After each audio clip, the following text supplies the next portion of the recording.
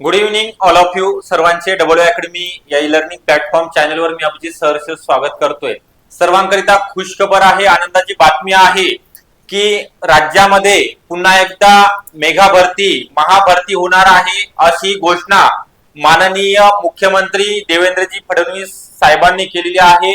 सरळ सेवा भरतीच्या दृष्टीने ही बाब अत्यंत महत्वपूर्ण आहे। या संधीचं आपल्याला सोनं करायचं आहे, कारण ते शेवटचा अटेम्प्ट असणार आहे आपला टीसीएस आणि आयबीपीएस कंपनी मार्फत, कारण 2026 मध्ये जे जाहिरात येणार आहे ते एमपीसी मार्फत कंडक्ट केल्या जाणार आहे। तर जी अपडेट आलेली आहे राज्यात पुन्हा महाभरती संदर्भात जी माहिती आहे ती तुमच्यापर्यंत पोहोचणार आहे। काय काय सांगितलेलं आहे मुख्यमंत्र्यांनी आणि जाहिराती कधीपर्यंत येणार आहेत ते तुम्हाला या व्हिडिओमध्ये शेवटपर्यंत जर पाहिला तुम्हाला तर कळणार आहे।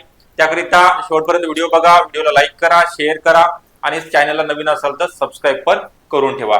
ओके, जास्त वेळ न घेता आपल्या अकॅडमी मध्ये live lecture, online batches, live plus recorded lecture, monsoon offer असणार आहे।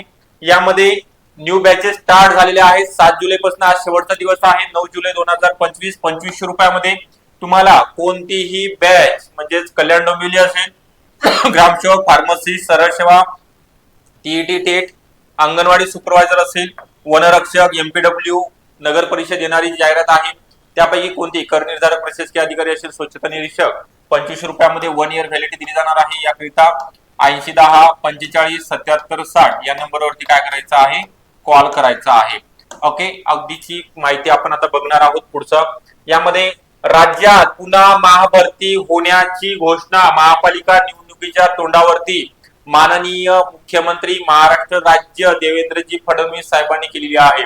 काय म्हटलेलं आहे त्यांनी बघा, गेल्या वर्षी विधानसभा निवडणुकीच्या तोंडावरती राज्यात महाभरती केल्यानंतर आता स्थानिक स्वराज्य संस्था लवकर होणाऱ्या निवडणुकांच्या पार्श्वभूमीवरती पुन्हा महानोकर भरतीची घोषणा मुख्यमंत्री देवेंद्रजी फडणवीस साहेबांनी केली, सोमवारी विधानसभेमध्ये केली। आपल्या सर्वांना माहिती आहे आता सध्या अधिवेशन चालू आहे पावसाळी, त्यामध्ये राज्यात विविध विभागातील रिक्त पदांचा आढावा घेतला जात असून विविध विभागांना त्यांचे आकृतीबंध तयार करण्याचे आदेश देण्यात आले आहेत।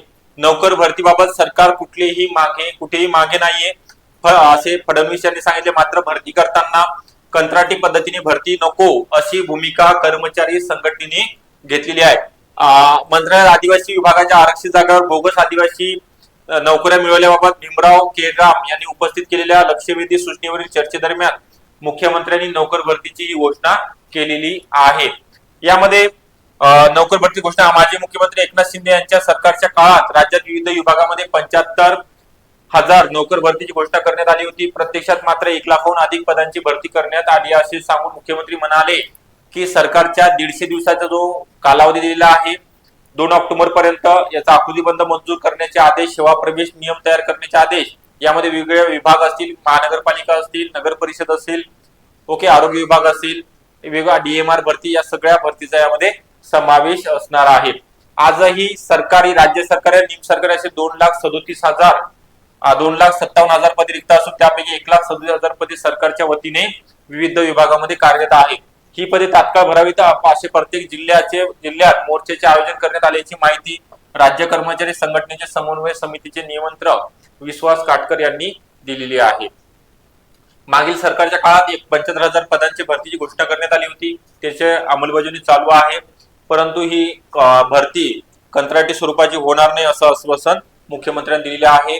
कारण तर सर्वांना माहितीच आहे, आकृतीबंध असेल किंवा सेवा प्रवेश नियम बऱ्यापैकी झालेले आहेत। तर या 15 तारखेला तर नगर परिषदेची जाहिरात आहे। परत आरोग्य विभागाची आरोग्य मंत्र्यांमार्फत सांगितलं होतं की निवडणुकीच्या अगोदरच जाहिरात प्रसिद्ध होणार आहे। तर आपल्याला काय करायचं, जाहिराती तर येणारच आहेत, त्याची वाट न बघता आपण आता अभ्यासाकडे लक्ष देणे गरजेचे, अभ्यास करणे गरजेचे, कारण ज्यावेळेस आपला अभ्यास होईल त्यावेळेस आपला अंतिम निवड यादीमध्ये, सिलेक्शन लिस्ट मध्ये नाव येणार आहे।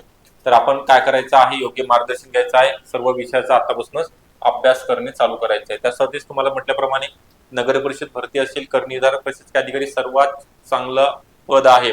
यामध्ये तुम्हाला कोणत्याही विद्यापीठाची पदवी धारण करणारा उमेदवार कर निर्धारण आणि प्रशासकीय अधिकारी पदाची परीक्षा देऊ शकणार आहात। तसेच स्वच्छता निरीक्षक पदाची 302 जागा आहेत।